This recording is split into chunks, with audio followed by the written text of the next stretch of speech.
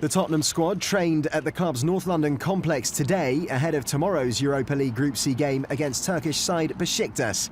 A weakened team put out by manager Mauricio Pochettino in the opening game of this season's campaign ended in a frustrating 0-0 draw away at Partizan Belgrade. Nabil Bentaleb was one of those who started that game and could feature at White Hart Lane, as could Sunday's North London derby goalscorer Nasser Chadli, although he's been saved for league games for the most part of this season so far.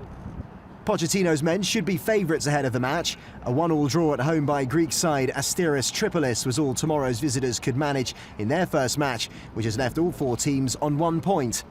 A 2-0 victory for the North Londoners is how it ended the last time the two sides met in Istanbul back in October 2006.